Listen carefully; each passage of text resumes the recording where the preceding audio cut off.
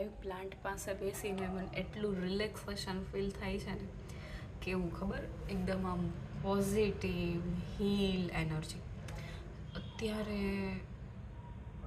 Same એવું feel થાય છે મને જેવું અમે બોધ ગયા હતા ને, ત્યાં મન થતું હતું ને એવું જ.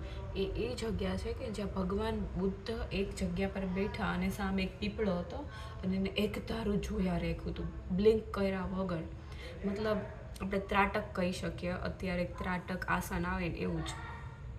અને 13 યા તો 19 દિવસ જેવું એણે કન્ટિન્યુઅસ જોયું હતું, બરાબર આમ.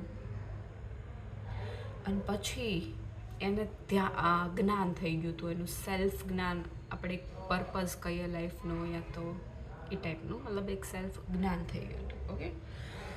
અને પછી અમે જેવી જગ્યાએ ગયા ને એ પીપળા પાસે, અને આમ મસ્તકનું મેં ત્યાં ઉપરથી પીપળાનું પાન પડ્યું. It's blessings. પછી એ મેં લઈ લીધું, હજી છે જ મારી પાસે. પછી ત્યાંથી ને અમે આગળ ગયા અને ત્યાં બહુ બધા લોકો હતા જે મેડિટેશન કરતા હતા અને એમ બેઠા હતા, નામ જપ કરતા હતા. તો અમે ત્યાં બેઠા અને મારી આંખમાંથી દોડ દોડ દોડ દોડ દોડ દોડ દોડ દોડ આંસુડા જાય.